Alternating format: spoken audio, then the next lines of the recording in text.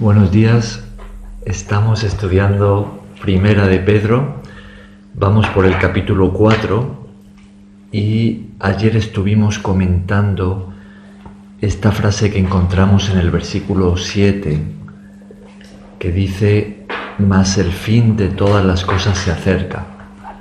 Con este versículo entramos en una sección corta que va desde este versículo 7 hasta el 11, que nos habla de el tiempo del fin, centrándose en cuál debería ser nuestra actitud como cristianos en cuanto a las cosas que están por venir y a la venida de Cristo que se acerca. Entonces, ayer nos detuvimos, como decíamos, en esta frase e hicimos un salto a profecías bíblicas que tenemos en el profeta Daniel, también en Mateo 24, de la boca del propio Jesús, e incluso nos fuimos al final a Apocalipsis y estuvimos comentando algunas de estas profecías que nos ubican en ese tiempo. Estuvimos hablando de señales.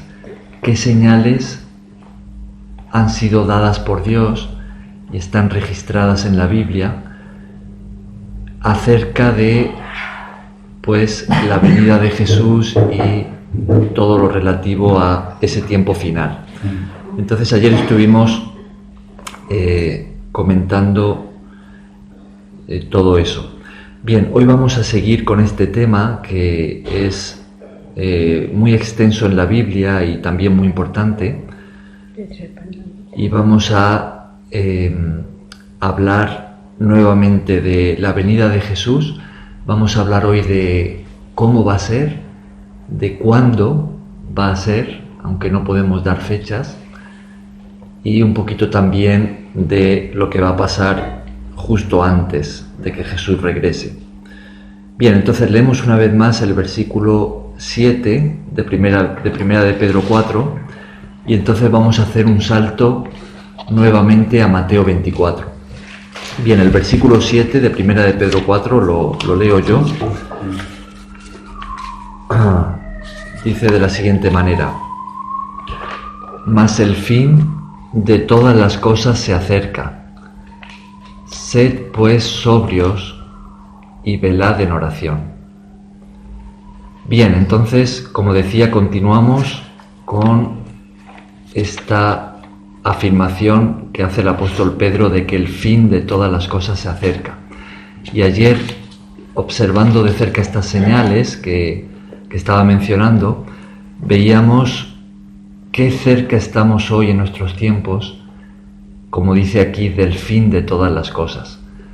Qué cerca estamos de la venida de Jesús, puesto que muchas de las señales que Él dio se están cumpliendo hoy como nunca antes se habían cumplido.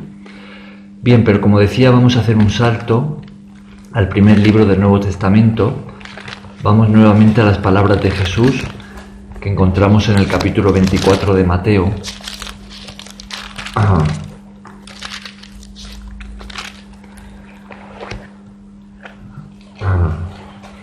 Haciendo un pequeño repaso de lo que veíamos ayer en este capítulo, a Jesús algunos de sus discípulos le habían preguntado sobre su venida, su regreso a la tierra, sobre el fin, cuándo el reino de Dios sería establecido en la tierra, cuándo regresaría Jesús y sería el fin de la época que estaban viviendo.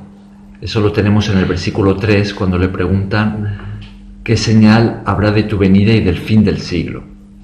También le habían preguntado por la destrucción del templo que Jesús había profetizado en los versículos anteriores, y Jesús pues también les habla de eso, de ese evento que ya sucedió. Recordamos que el templo fue destruido en el año 70 del primer siglo. Pero la mayor parte de lo que encontramos en este capítulo va a ir referido al tiempo final. Os recuerdo de quitarle el volumen al móvil. Entonces, en este capítulo Jesús se va a centrar en su venida y en ese tiempo del fin. Estuvimos comentando algunas de estas señales ayer. Entre ellas, pues veíamos que va a ser un tiempo en el que va a haber un odio creciente y cada vez más generalizado hacia el nombre de Jesús y hacia todos los que llevemos su nombre, hacia los cristianos. Jesús dijo claramente aquí a sus discípulos que les entregarían a muerte y les aborrecerían, nos aborrecerían todas las gentes en todo el mundo. Entonces también Jesús anunció una apostasía, que muchos de los que llevan su nombre tropezarían y volverían atrás, y que habría mucho engaño, muchos falsos profetas, muchos que estarían mintiendo y engañando. También Jesús anunció un aumento de la maldad.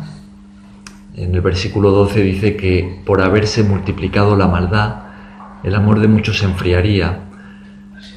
Y ayer veíamos cómo este aumento de la maldad es potenciado por el aumento de la ciencia, de la tecnología, que permite su propagación de una forma mucho mayor y su promoción, ¿no? Entonces Jesús también anunció eso.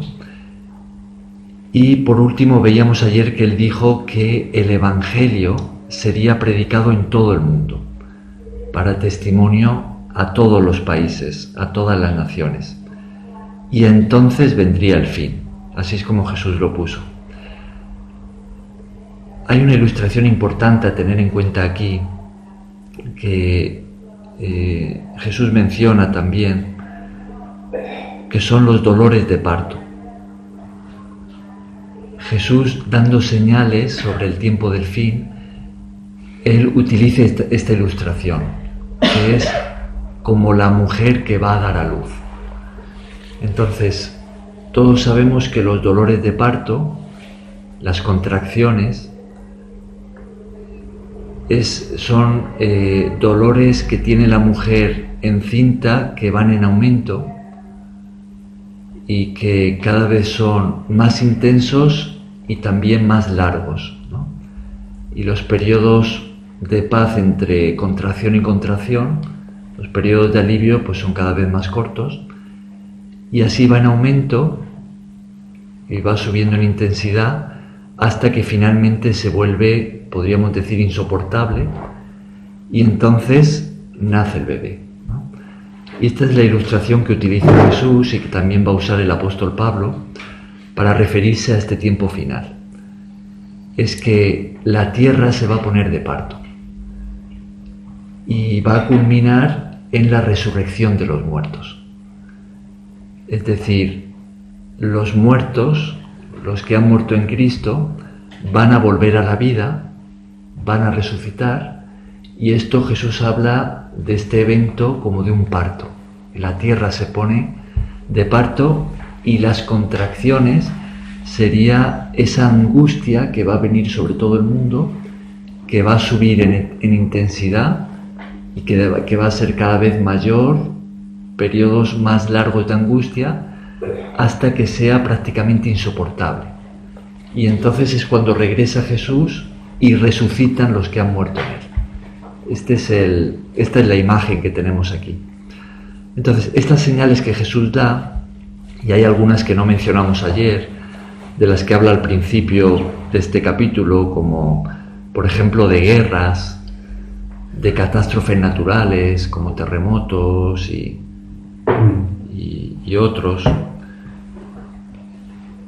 Todas estas señales creo que debemos de entenderlo como, siguiendo esta imagen de la mujer que va a dar a luz, como angustia que va en aumento, ¿no?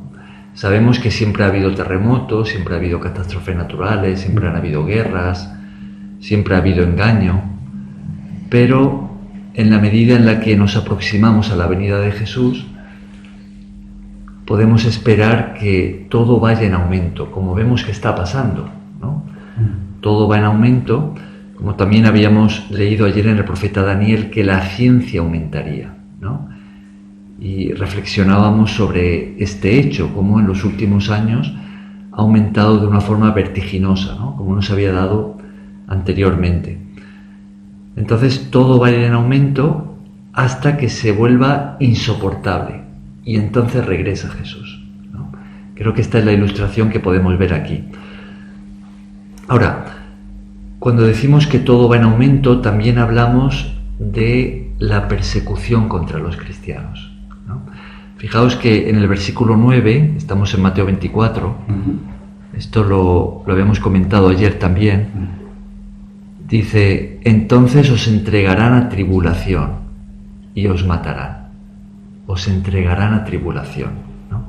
¿Qué significa la palabra tribulación?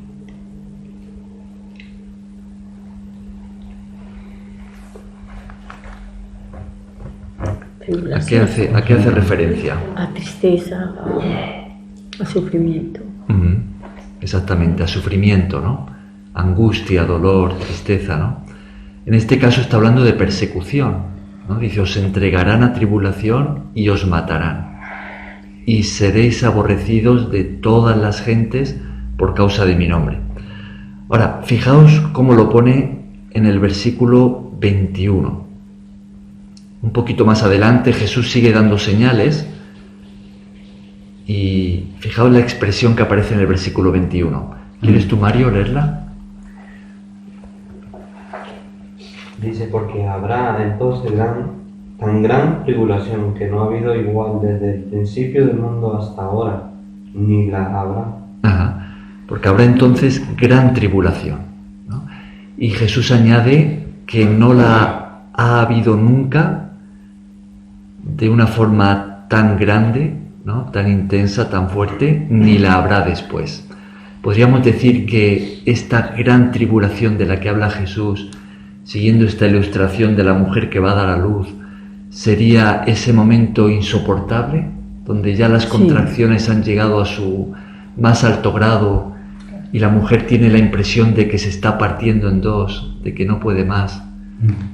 Y justo ahí es cuando van a nacer el bebé, ¿no? Entonces sería este momento, pero fijaos, esto es muy, muy importante de entenderlo bien, ¿no? Porque se habla mucho cuando se enseña sobre la venida de Jesús, sobre su regreso a la tierra, se habla de la gran tribulación, ¿no? La gran tribulación. Y algunos enseñan que Jesús viene antes de la gran tribulación, o más bien que el arrebatamiento, ¿no? Ahora vamos a hablar también de este término, que es cuando Jesús viene a recoger a la iglesia, que sucede antes de la gran tribulación. Otros lo sitúan por ahí, por el medio, ¿no? Y otros lo ponen después. Esto es un tema que ha dado debate en la iglesia alrededor del mundo, sobre todo en el último siglo, porque es muy interesante, y esto que voy a intentar aclarar, ¿no? De cómo va a ser, del cuándo, como decía al principio, ¿no? Es importante que lo entendamos bien, porque sin duda para Jesús era un asunto de mucha importancia, y también que lo veamos a la luz de la Biblia, porque creo que la Biblia en este sentido es bastante clara, ¿no? Pero me gustaría hablar de esto desde el respeto, ¿no? Por aquellos que opinen y lo vean o lo interpreten diferente, ¿no? Porque, como decía, es un tema el cuándo Jesús va a regresar, el cómo va a ser el arrebatamiento, dónde, cuándo situarlo, ¿no? Es un tema que ha dado mucho debate. Pero creo que es muy interesante notar lo siguiente, y es que cuando estudiamos la historia de la Iglesia a lo largo de los siglos, podemos observar que la Iglesia siempre ha creído, referente a la venida de Jesús y al arrebatamiento, siempre ha creído que sería después del levantamiento del anticristo y la persecución que va a desatar contra los cristianos. siempre ha creído que sería después. Fue en el siglo XIX y principios del siglo XX, O sea, hace muy poco. hace muy poco, hace tan solo un siglo más o menos, siglo y pico, donde se empezó a enseñar que había un arrebatamiento anterior al anticristo, anterior a lo que Jesús llama aquí la gran tribulación. Eso, sobre todo, por medio de un tal Scofield, no sé si habéis escuchado hablar de él, que de hecho él sacó una Biblia con comentarios donde hablaba de lo que llamamos el dispensacionalismo, que decía que la historia está dividida por eras, por dispensaciones que Dios ha establecido, y que nosotros estamos ahora en una dispensación que se acabará con el arrebatamiento para que el pueblo judío tome nuevamente protagonismo y estará en la tierra en la época del anticristo, ¿no? Pero que la iglesia ya habrá sido arrebatada en ese momento, ¿no? Esto tomó mucha fuerza, esta interpretación de la escatología, del regreso de Jesús en el último siglo, y se ha extendido mucho por las iglesias evangélicas, ¿no? Entonces hoy en día es muy común, yo diría que sobre todo en América, tanto en Estados Unidos como en toda América Latina, esta interpretación escatológica que decimos, que sitúa el arrebatamiento de la iglesia antes del anticristo. Ahora, yo creo, y esto lo digo con mucho respeto, ¿no?, que la Biblia es muy clara en este sentido. Y la Biblia sitúa el regreso de Jesús y el arrebatamiento de la iglesia después del anticristo.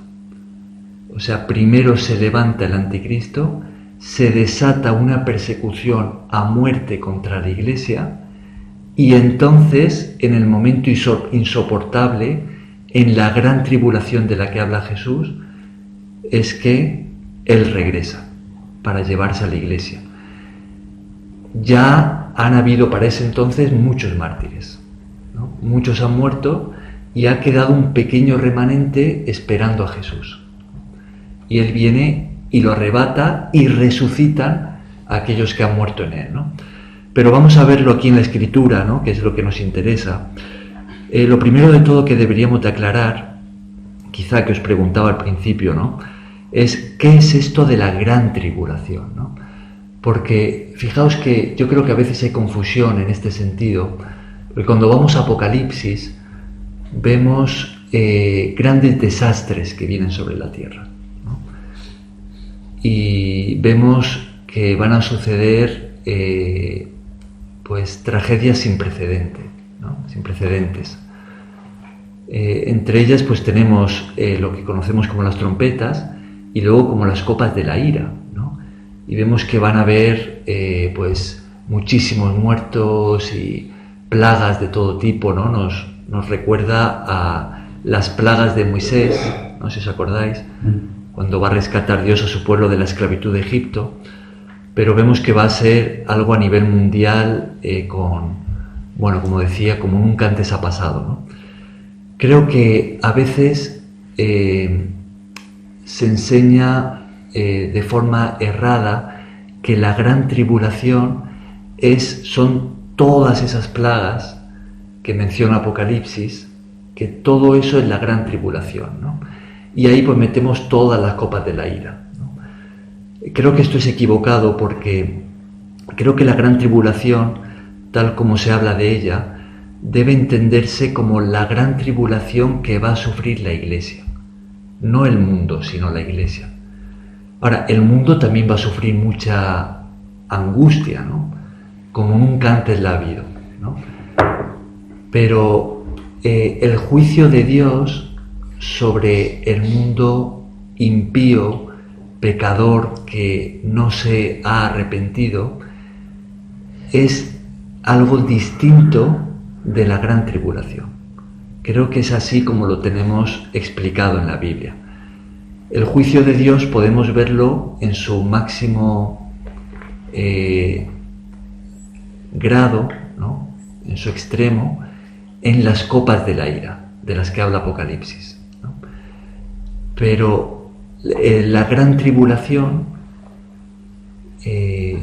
diríamos que es esa angustia, pero que va a experimentar la Iglesia, aquellos que llevamos el nombre de Jesús, ¿no? Fijaos cómo en Mateo 24, vamos a leer nuevamente estos versículos. El versículo 9, ¿no? Como decía, dice: entonces os entregarán a tribulación, ¿no? Y Jesús se pone a hablar de persecución. Él está dirigiéndose a sus discípulos y a todos los discípulos que vendrían después, más concretamente a los que estén en este tiempo del fin. Dice: os entregarán a tribulación y os matarán, y seréis aborrecidos. Esto es algo que podemos observar a lo largo de toda la historia de la Iglesia y que hoy en día sigue pasando, y en algunos países siguen habiendo muchos mártires, ¿no? Muchos cristianos que son asesinados y matados por seguir a Cristo, por llevar su nombre. Ahora, decíamos que la ilustración que usa Jesús es de la mujer que va a dar a luz. Entonces, todas las señales que Jesús está dando aquí es algo que va en aumento, y va a ir en aumento hasta que Jesús regrese, ¿no? Entonces, en el versículo 9 Jesús habla de esa tribulación y muy claramente la expresa en relación a los discípulos, en relación a la Iglesia. Es a su Iglesia la que Jesús le dice que van a ser entregados a tribulación, y así sigue mencionando otras señales hasta que llegamos al versículo 15. Fijaos en el versículo 15, vamos a leer desde el 15 hasta el 21. Versículos 15 hasta, más bien hasta el 22.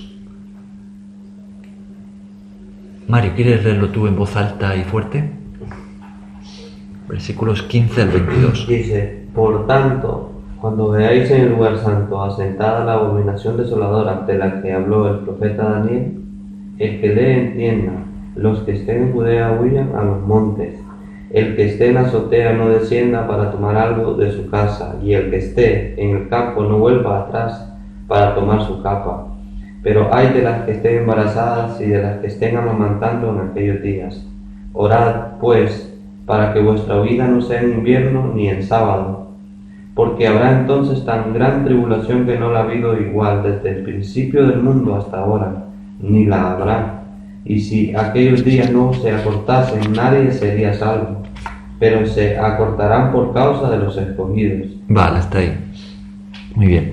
Entonces, fijaos cuál es la secuencia que Jesús da, ¿no? Recordamos que Jesús está respondiendo a esta pregunta de qué señales va a haber. Bienvenido. ¿Qué señal habrá de tu venida?, le han preguntado los discípulos, y del fin del siglo.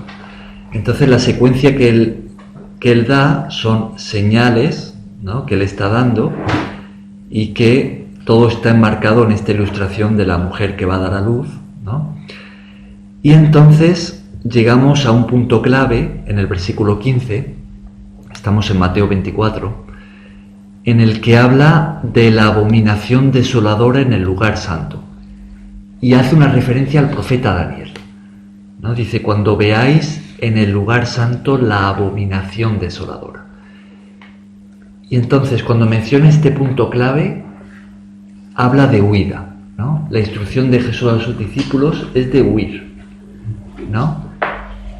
Entonces él dice: los que estén, y él se va a centrar primeramente en Judea, en Jerusalén, que es probablemente donde va a darse o va a empezar esta abominación desoladora, ¿no? Entonces Jesús habla de escapar, de huir, como consecuencia de esa abominación desoladora. Y entonces, claro, uno podría preguntarse: bueno, pero ¿huir por qué?, ¿no? ¿Qué es lo que va a desatar esta abominación desoladora? Y entonces Jesús lo explica en el versículo 21. Cuando está dando esta instrucción, dice: porque habrá entonces gran tribulación, cual nunca la ha habido desde el principio del mundo, ni la habrá después. Entonces, ¿por qué habrá que huir? Porque habrá gran tribulación. O sea, fijaos cómo creo yo que puede verse aquí de una forma bastante clara que Jesús está dirigiéndose a los discípulos, a la iglesia, a los cristianos. En el versículo 9 Él les ha dicho que les entregarán a la tribulación y los matarán, y en la medida en la que ha ido en aumento la intensidad, llegamos a la abominación desoladora y a esa gran tribulación cual nunca la ha habido, ¿no? Pero todo en el contexto de huir, ¿no? Jesús les está diciendo que huyan. Entonces, esta gran tribulación está referida a la iglesia. Es a nosotros, a los cristianos, que estemos en el tiempo del fin, a los que Jesús nos está diciendo que vamos a pasar por una tribulación cual nunca la ha habido antes ni la habrá después. Y entonces nos habla de huir, ¿no? Y eso de que no sean, orar para que no sea ni invierno ni el sábado. Ajá. Eso puede entenderse bien en el contexto judío, ¿no? Porque si... Claro. Me acuerdo de un viaje que hizo mi padre a Israel, y nos contaba cómo hasta el día de hoy el sábado, el Sabbat para ellos, el día de reposo, ¿no? Es un día en el que todo está cerrado, ¿no? Es más difícil transportarse, ¿no? Salir de un sitio a otro, ¿no? Todo está más limitado, ¿no? En el día del sábado. Es bastante curioso, Ajá. porque algo así no se espera que sea para un día, tampoco. Ajá. No sé. Entonces los discípulos de Jesús que estén en Israel en este tiempo, pues parece que van a estar en el epicentro de todo, ¿no? De esta abominación desoladora y de esta gran persecución que es muy probable que comience allí, ¿no? Por lo menos que se desate, ¿no? En ese lugar. Es muy probable. Vamos a centrarnos, antes de hablar de cómo va a ser esta venida de Jesús, del arrebatamiento, vamos a centrarnos en explicar qué es esto de la abominación desoladora. Porque Jesús lo pone como un punto clave, ¿no? Dice, cuando veáis en el lugar santo la abominación desoladora. Y Jesús cita ¿a qué profeta? Versículo 15, profeta Daniel, ¿no? El profeta Daniel. Cuando veáis en el lugar santo la abominación desoladora de la que habló el profeta Daniel. Ahora, si leyéramos o hiciéramos un estudio del profeta Daniel, ¿no? Veríamos que él está hablando de cómo se va a profanar el lugar santo, ¿no? Por alguien que se levantaría, profanaría el lugar santo, y eso traería una gran destrucción, ¿no? Jesús también lo pone en estos términos, dice, cuando veáis en el lugar santo la abominación desoladora. La palabra abominación, ¿a qué hace referencia?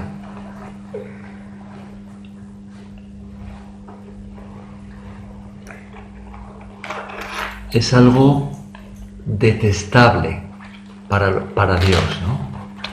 Es algo terrible, algo miedoso. Ajá, algo reprochable, algo odioso, ¿no? Detestable, algo abominable. Y desoladora tiene que ver con algo que va a causar una gran destrucción, ¿no?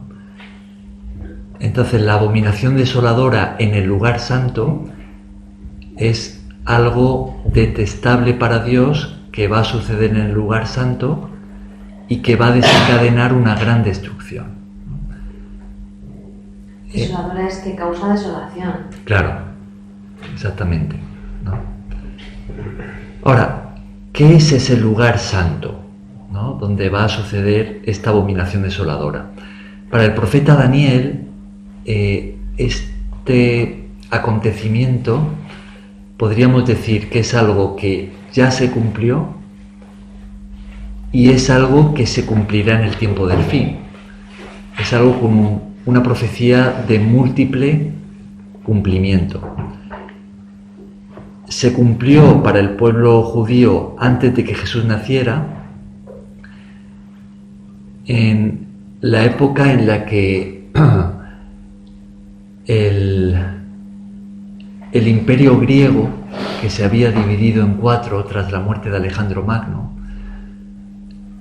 2 de esas partes, la parte del sur, tomando como referencia Israel, lo que abarca Egipto y toda esa parte del sur, se llamaban los Ptolomeos, y la parte del norte, Siria y demás, se llamaban los Seleucidas, entraron en conflicto y en constantes guerras, y ahí en medio estaba Israel, ¿no?, y estaba Jerusalén.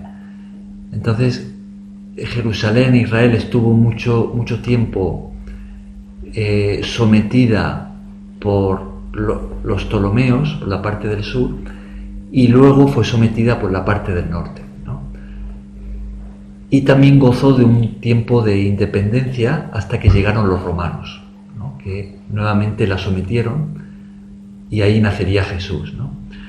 Ahora, en esa época de tensión y guerras entre lo que había sido la parte del sur y la parte del norte, en la que se había dividido el imperio griego en referencia a Israel, esas 2 partes de las 4 en las que se había dividido, pues va a llegar un momento en el que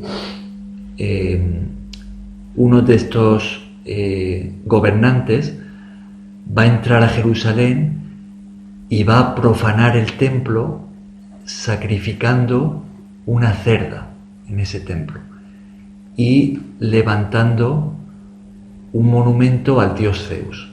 Eso lo va a hacer en el templo judío, allí en Jerusalén. Entonces, esto para los judíos era un cumplimiento de esta profecía de Daniel de la abominación desoladora, ¿no?, que traería una gran persecución y destrucción, ¿no? Pero sin duda también tiene un cumplimiento futuro, porque Jesús lo sitúa en el tiempo del fin. Jesús dice: cuando veáis en el lugar santo la abominación desoladora, y está hablando de su segunda venida, ¿no?, del tiempo del fin. Entonces, ¿qué puede ser para nosotros esta abominación desoladora en el lugar santo? ¿Qué pensáis? Destrucción, ¿no? ¿Qué creéis que será este momento clave en el tiempo del fin, en el que va a haber en el lugar santo una abominación desoladora, que seguramente desencadenará esa gran tribulación, gran persecución contra los cristianos? ¿Qué pensáis que puede ser? Pues, ¿Lo habíais planteado alguna vez? pues serán hechos o cosas que van a hacer que Dios no permite. A Dios. Uh-huh. Yo no sé por qué había pensado en alguien sentándose, ocupando el lugar de Dios de alguna manera, intentándolo por lo menos. Puede ser. Uh-huh. Ahora después vamos a leer un texto del apóstol Pablo que nos habla de eso. Si pensamos en las formas en las que esto se ha entendido, se ha interpretado, ¿no?, una forma muy extendida, muy común, muy típica de entender esto de la abominación desoladora es de la siguiente manera. Y es que se cree que en Jerusalén se va a edificar nuevamente un templo, el templo judío, que desde que se destruyó en el año 70 del primer siglo hasta el día de hoy, pues no se ha vuelto a construir, ¿no? pero se cree que se va a volver a edificar. Y que en ese... planes, creo que hay planes, desde luego. Sí, ya están hechos todos los proyectos.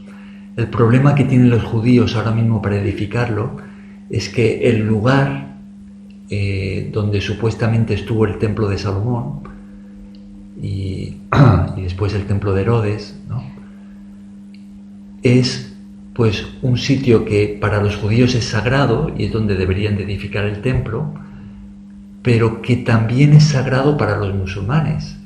Y en ese mismo lugar tienen una de sus más importantes mezquitas construidas.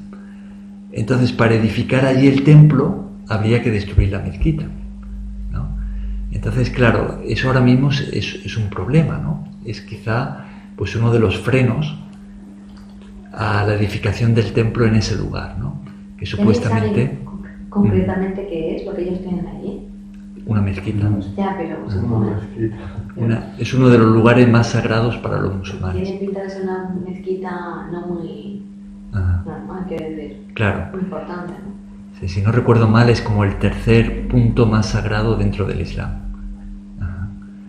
Entonces, claro, hay quienes creen, y es muy probable que sea así, ¿no?, que se va a llegar a una especie de acuerdo, quizá no sea por acuerdo, quizá sea por guerra, ¿no?, pero que se va a llegar a una especie de acuerdo santo en el que se va a permitir la edificación del templo judío, se va a reedificar, se va a reanudar todo el sistema de sacrificios y ritos relacionados con el templo, y entonces en ese lugar, en ese sitio sagrado, santo, ¿no?, si queremos entre comillas,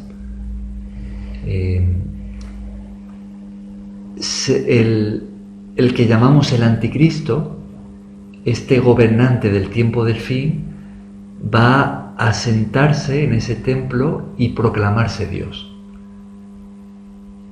Entonces, desde allí va a desencadenar a nivel mundial, pero comenzando desde Jerusalén, y esto como una onda expansiva, extendiéndose por todo el mundo, esa persecución a muerte contra los que lleven el nombre de Cristo, contra los cristianos y contra todos aquellos que rechacen su gobierno.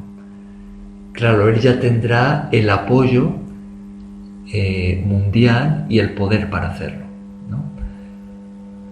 Entonces, eso encajaría en esta abominación desoladora que desataría esa persecución y, en términos puestos por Jesús, esa gran tribulación cual nunca la ha habido ni la habrá después, ¿no? Juntamente, si tenemos en cuenta, por ejemplo, lo que leíamos ayer en Apocalipsis, al final del estudio, con la imposición de la marca de la bestia, que todo el mundo tendrá que ponerse, seguramente ese dispositivo de nanotecnología, que pueda ser un chip, quizá un tatuaje cuántico, que todos tendrán que ponerse en la mano derecha o en la frente. Algunos entienden que la mano derecha puede interpretarse como el brazo derecho, ¿no?, o la frente. Y nadie podrá comprar ni vender, tal como leímos en Apocalipsis 13, sin ese dispositivo. Es decir, que el dinero físico desaparecerá, todo será crédito virtual que estará registrado allí. Uno entrará al supermercado, pasará la mano o la frente y allí pues se descontará del crédito que uno tiene lo que vaya a comprar. También tendrá allí dentro pues todos los datos de identidad, datos sanitarios, todo estará allí, ¿no? Y por supuesto un control absoluto, ¿no? Hay quienes están apuntando a que ese dispositivo va a tener también la capacidad de ejercer influencia sobre nuestros pensamientos, de controlarlos de alguna manera, de cambiar nuestro ADN.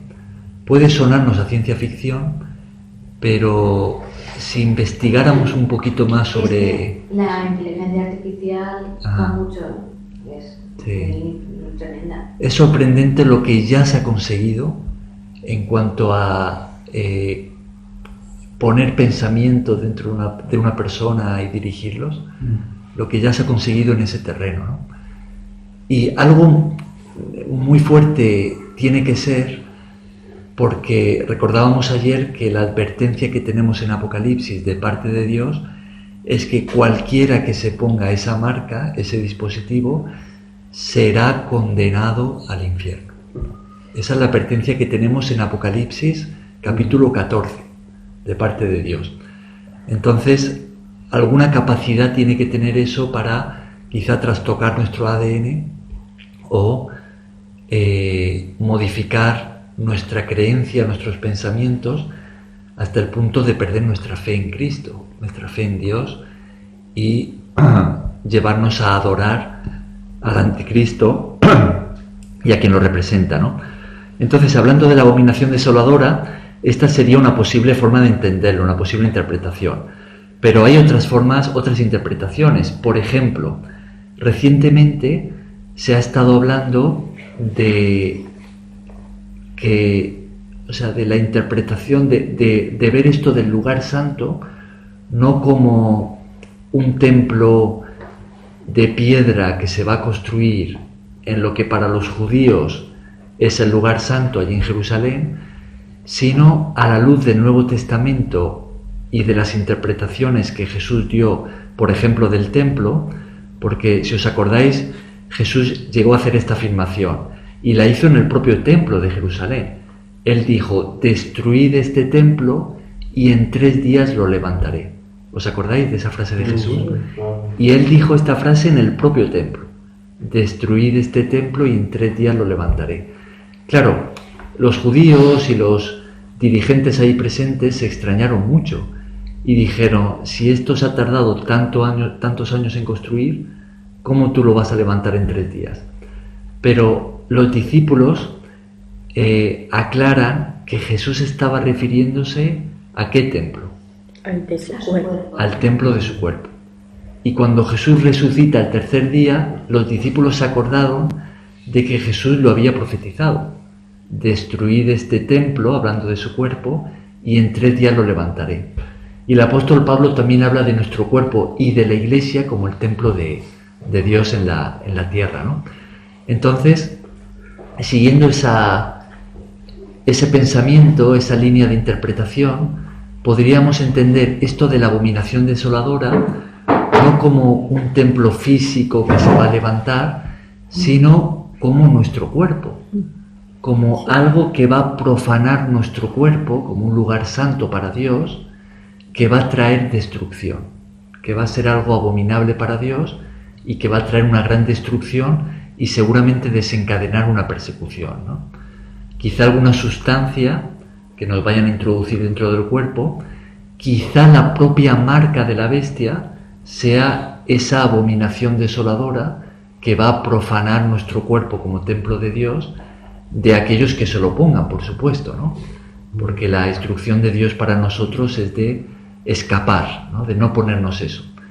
Y que va a desatar esa persecución contra todos aquellos que no se pongan esa marca. Eso, por ejemplo, podría encajar aquí sin necesidad de que se levante un templo de piedra. O quizás sean las dos cosas. También lo puede ser, ¿no?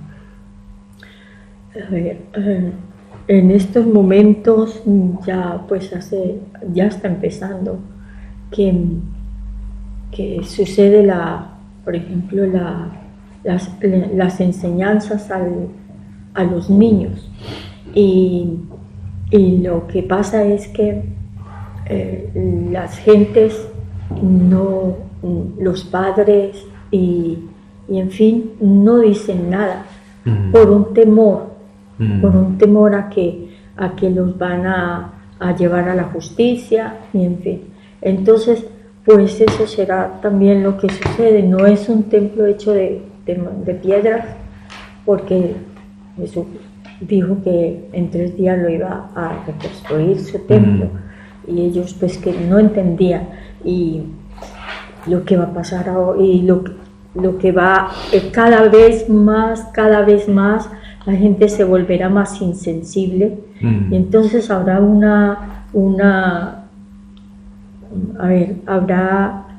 una corrupción en aumento, corrupción tan tremenda, que esa va a ser lo que dice la abominación desoladora. Eso, de hecho, otra forma de entender esto es hablando del templo como la iglesia, ¿no? Que también la iglesia está puesta en estos términos en el Nuevo Testamento, ¿no? Entonces, también podría entenderse la abominación desoladora como una profanación que va a haber dentro de la iglesia, ¿no? Donde la iglesia va a ser corrompida hasta el extremo quizá en el que el propio anticristo se va a proclamar el dirigente o Dios, ¿no? Y ahí pues va a haber una gran apostasía, muchos cristianos o que llevan el nombre de Cristo que van a abrazar al anticristo, ¿no? Y también se podría entender la abominación desoladora en esos términos, ¿no? Quizá tiene que ver con todo esto, quizá todas estas cosas se van a cumplir, ¿no? Sea como sea, pues tenemos que estar atentos a los acontecimientos. Ahora, vamos a hacer un pequeño salto vamos a irnos a Tesalonicenses.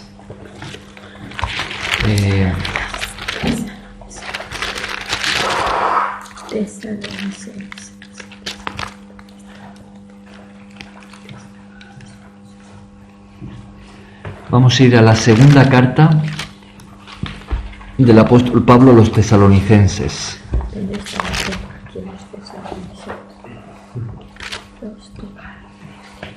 No perdáis Mateo 24 porque ahora volveremos.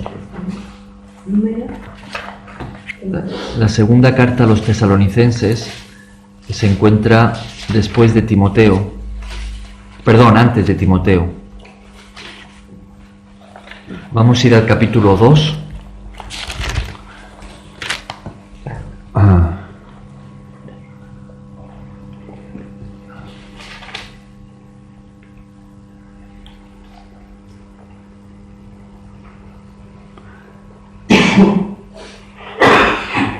Fijaos que hablando de este personaje del tiempo del fin al que nosotros llamamos el anticristo,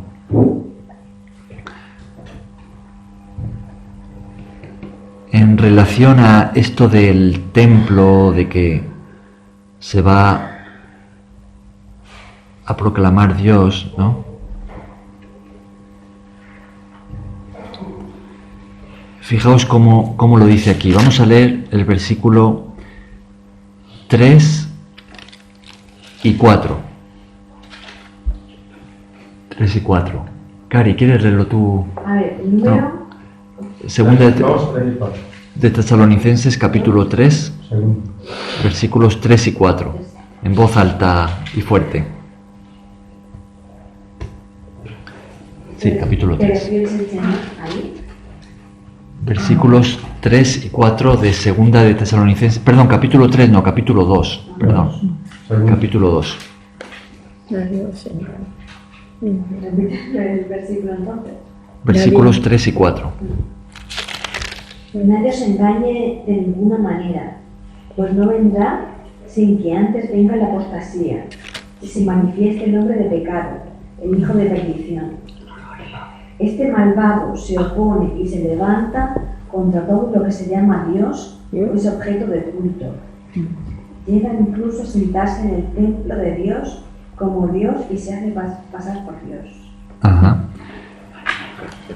Y versículos 9 y 10. La llegada de este malvado, que es obra de Satanás, irá acompañada de gran poder, señales y falsos milagros, y se valdrá de toda clase de mentiras perversas para engañar a los que se pierden, por cuanto no recibieron el amor de la verdad, para ser salvados. Entonces, fijaos, hablando de este personaje del anticristo, de este gobernante final, dice que se opone y se levanta contra todo lo que se llama Dios o es objeto de culto, tanto que se sienta en el templo de Dios como Dios, haciéndose pasar por Dios. O sea, él de alguna forma se va a proclamar Dios en la tierra. que no es algo tan novedoso, porque muchos de los grandes emperadores y de los que han tenido gran poder en el mundo también se han hecho llamar Dios, ¿no? Pero este gobernante lo va a hacer a nivel mundial con gran poder, señales y falsos milagros que va a recibir de parte del propio Satanás, ¿no? Como leemos aquí. Y el mundo entero va a ser engañado por él. Ahora, volviendo a Mateo 24, Yo tengo una duda de lo que acabamos de leer antes de pasar. Lo de los falsos milagros, ¿qué tipo de cosas puede pasar? Puede ser como un falso milagro. Para que se considere ya milagro. Quiere decir que falso en el sentido de que no venga de Dios. Sí, puede ser. Claro. Eso. Señales, obras increíbles, asombrosas, Que son como milagros, pero sobrenaturales, no vienen de Dios. claro. Claro. O falsos milagros quiere decir que hará creer a la gente que hace milagros y no hace nada. Mentira. Hombre, Pero sí les hace que creer eso. hará creer con falsos milagros que los milagros se harán. Yo creo que sí, que se harán. Mira que dice falsos. Él va a tener el poder del diablo respaldándolo, ¿no? Bien, vamos a seguir avanzando, más que nada por cuestión de tiempo. Perdonad si voy un poquito rápido, a ver si nos da tiempo a terminar este tema hablando de la venida de Jesús, ¿no? Fijaos, estamos en Mateo 24 otra vez, el primer libro. Y entonces, recapitulando, hemos dicho que Jesús da señales para ubicarnos en ese tiempo del fin, y ha estado hablando de engaño, de guerras, de catástrofes naturales, de persecución y odio contra los cristianos, de apostasía, ¿no? Porque dice que muchos tropezarán, y del Evangelio siendo predicado en todo el mundo. Y habla de un aumento en intensidad en todas estas cosas, ¿no? Y entonces toca un punto clave, la abominación desoladora en el lugar santo, que ya hemos estado hablando un poquito de qué podría ser. Tenemos que estar atentos a los acontecimientos. Y entonces habla, sus instrucciones a sus discípulos es de huir, de escapar de una gran persecución que Jesús lo pone en términos de gran tribulación, cual nunca la ha habido ni la habrá, ¿no? Y entonces llegamos al versículo en Mateo 24, 23 en adelante, el 23 al 26, Jesús dice que si alguien os dice, mirad, allí está el Cristo, Jesús ha regresado, está en tal lugar, Jesús les dice a los discípulos que no lo crean. ¿Por qué que no lo crean? ¿Cómo va a ser la venida de Jesús? Y así llegamos al versículo 27 y 28, ¿no? Versículo 27, ¿quién lo quiere leer? ¿Tú, María, quieres leerlo, el 27? Sí, ¿solo el 27? Sí, vamos a leer. Porque como el relámpago que sale de oriente y se muestra hasta occidente, así será también la venida del Hijo del Hombre. Ajá. Fijaos que, por ejemplo, en el 23 y 24, como decía, ¿no? Jesús les dice a los discípulos, si alguno dijere, mirad, allí está, ¿no? O aquí está el Cristo. Dice, no lo creáis. Dice, porque se levantarán falsos cristos. Habrá mucho engaño, ¿no? Y en el 27 dice, porque como el relámpago que sale del oriente y se muestra hasta el occidente, así será también la venida del Hijo del Hombre. Es decir, ¿diríais que el regreso de Jesús a la tierra va a ser algo visible para todos, algo notorio, que se va a saber, se va a ver, o va a ser más bien algo escondido, secreto, que solo unos poquitos se van a dar cuenta?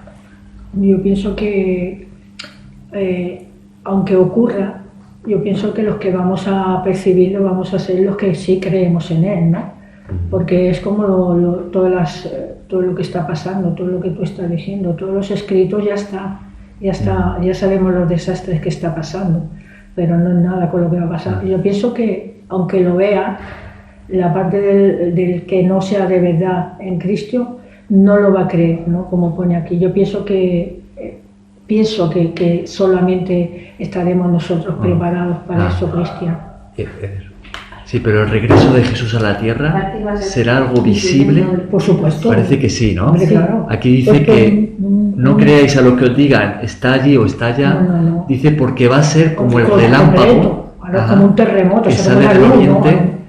Bien, seguimos leyendo, ¿no? Porque fijaos que Jesús va a hablar un poquito más de cómo va a ser su venida y también del cuándo, que es algo muy importante, ¿no? Que mencionábamos antes, del cuándo, ¿no?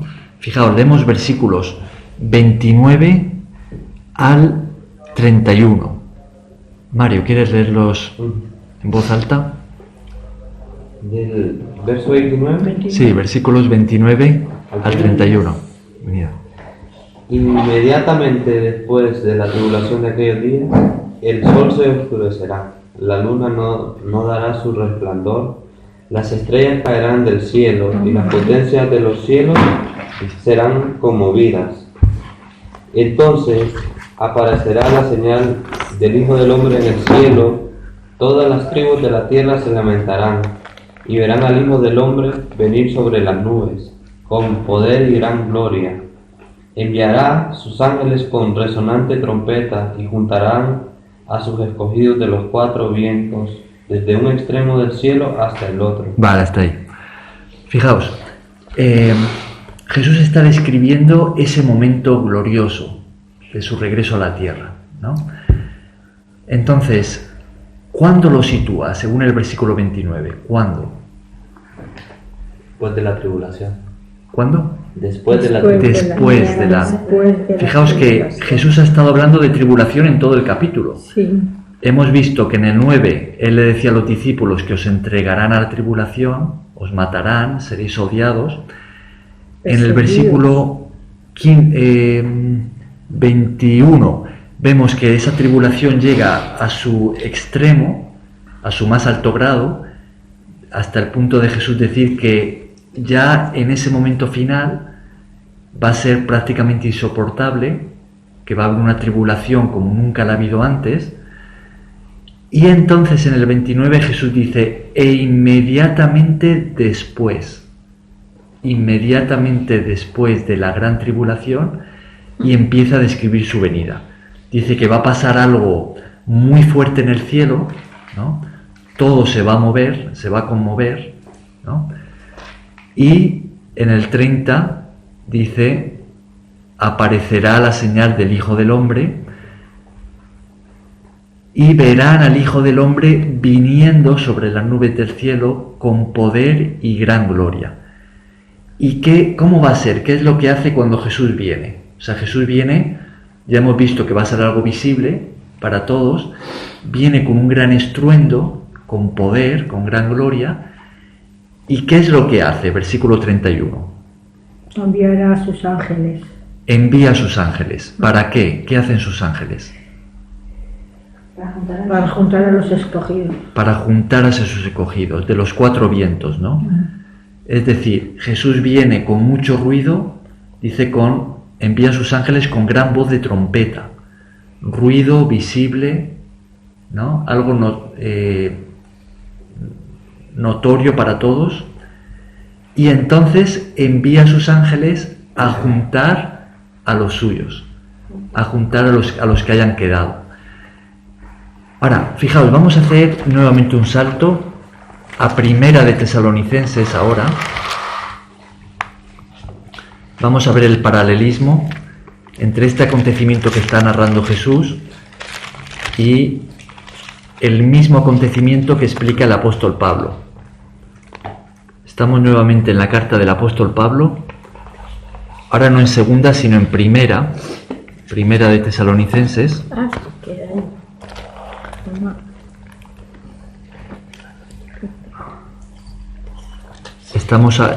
Vamos al capítulo 4.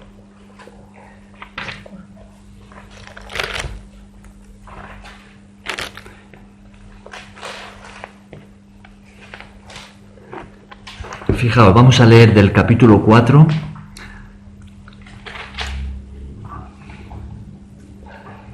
Vamos a leer el versículo 16 y 17. 16 y 17 del capítulo 4 de Primera de Tesalonicenses. ¿Quieres leerlo tú? Pues sí, en voz alta. Porque el Señor mismo, con voz de mando, con voz de arcángel y con trompeta de Dios, descenderá del cielo, y los muertos en Cristo resucitarán primero. Luego nosotros, los que vivimos, los que hayamos quedado, seremos arrebatados juntamente con ellos en las nubes para recibir al Señor en el aire, y así estaremos siempre con el Señor. Vale, está ahí. Bien, fijaos en la similitud tan grande que hay entre estos dos versículos y el que acabamos de leer en Mateo 24, cuando dice que enviará a sus ángeles con gran voz de trompeta y juntará a sus escogidos, ¿no? Fijaos, en Mateo 24 Jesús dice que aparecerá su señal en el cielo, y entonces le verán a él viniendo en las nubes con poder y gran gloria, y él enviará a sus ángeles para juntar a sus escogidos, ¿no? Así es como Jesús lo relata en Mateo 24. Y el apóstol Pablo, en 1 de Tesalonicenses 4, los versículos que acabamos de leer, dice que el Señor, nuevamente dice con voz de mando, con voz de arcángel y con trompeta. Fijaos que aparece de nuevo aquí ángel, ¿no? Arcángel, trompeta, ¿no? Los mismos términos, ¿no? Tanto en Mateo 24 como en 1 de Tesalonicenses. Dice que vendrá del cielo y que primero resucitan los que hayan muerto en Cristo para recibir a Jesús. Ese es el momento de la resurrección de los que han muerto en Cristo. Y los que estén vivos en Cristo son arrebatados, ¿no? Son llevados por el Señor, recogidos por los ángeles, ¿no? Son arrebatados para recibir al Señor en el aire. Los que han muerto resucitan para recibir el cuerpo de la resurrección, y los que queden vivos, estamos hablando de la iglesia, de los cristianos verdaderos, van a ser en ese momento transformados para recibir un cuerpo celestial, el cuerpo de la resurrección, y también ser elevados para encontrarse con el Señor en el aire. ¿Veis la similitud tan grande que hay entre lo que acabamos de leer de Mateo 24 y 1 de Tesalonicenses 4? ¿Podríamos afirmar que estamos hablando del mismo evento, del mismo acontecimiento? Entonces Jesús no va a venir a la tierra. Entonces, en ese momento somos arrebatados, somos llevados por el Señor, y lo que va a suceder a continuación, yo creo que debemos entenderlo de esta manera. Fijaos que en ambos pasajes se nos habla de trompeta, ¿no? De trompeta de Dios. En 1 Corintios 15, no vamos a leerlo por cuestión de tiempo, pero también nos habla del mismo acontecimiento, nos habla de resurrección y nos habla de ese momento en el que Jesús viene y nos dice que llega a la final trompeta. A la final trompeta. Aquí se ha hablado de trompeta en Mateo 24, en 1 de Tesalonicenses, y en 1 de Corintios 15 también. Y nos dice a la final trompeta. En Apocalipsis se nos habla de 7 trompetas. 7. Entonces, 7 jinetes del Apocalipsis. Ajá, se nos habla primero, son 4 jinetes, se nos habla de los 7 sellos, las 7 trompetas, 7 truenos y 7 copas de la ira. Ahora, ubicando todos los pasajes referentes a esto, yo creo que debemos entender que la venida de Jesús y el arrebatamiento es en esa última trompeta, ¿no? Ahora, después de esa trompeta aún viene algo más, vienen las copas de la ira. Entonces, las copas de la ira aparecen descritas en el Apocalipsis como el juicio de Dios sobre una humanidad corrompida que le ha rechazado y que no se ha arrepentido. Entonces, la gran tribulación en todos estos términos sería la persecución del gobierno del anticristo a la Iglesia, a nosotros. Muchos van a morir, otros poquitos van a quedar vivos en un contexto de huir, de escapar.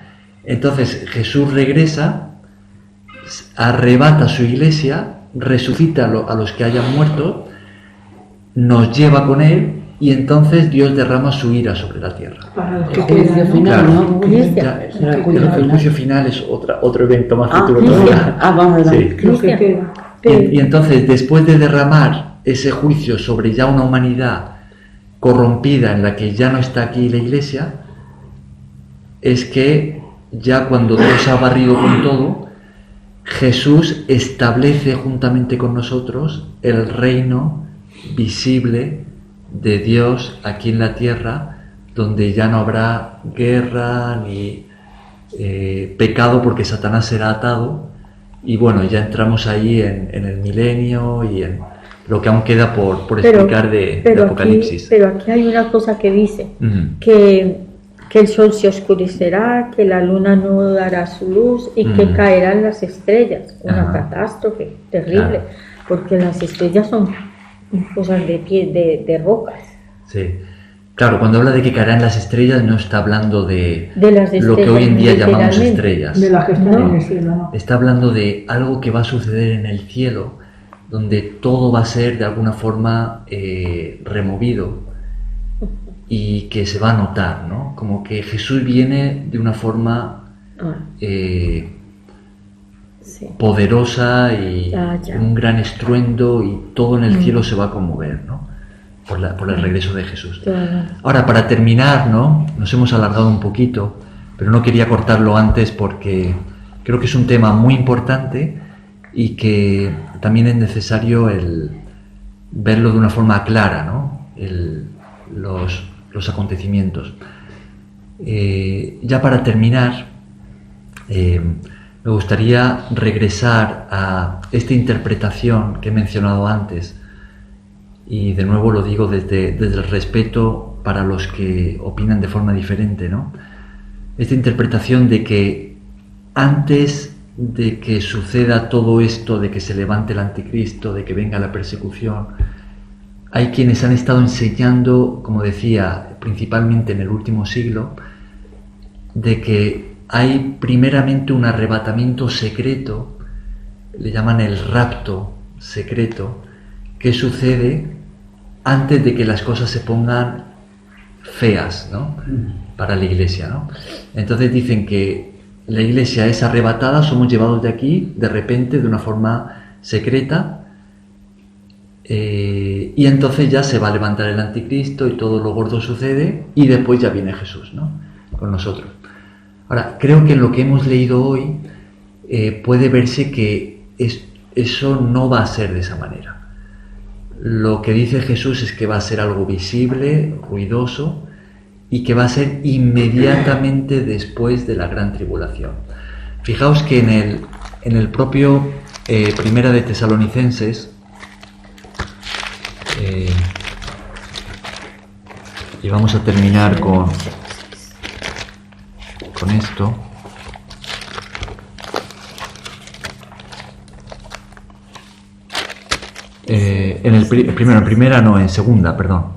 En segunda de Tesalonicenses capítulo 4,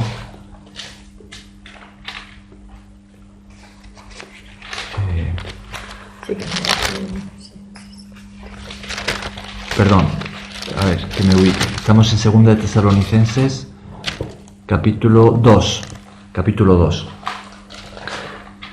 Fijaos, leo yo, dice, desde el versículo 1, dice: pero con respecto a la venida de nuestro Señor Jesucristo y nuestra reunión con Él.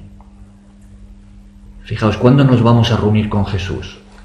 En su venida, y estamos hablando del arrebatamiento, ¿no? Porque el arrebatamiento de la Iglesia es cuando nos reunimos con Jesús. Es nuestra reunión con Él. Jesús regresa y arrebata a la Iglesia, ¿no? Dice: respecto a la venida de nuestro Señor Jesucristo y nuestra reunión con Él, dice, os rogamos, hermanos, que no os dejéis mover fácilmente de vuestro modo de pensar, ¿no?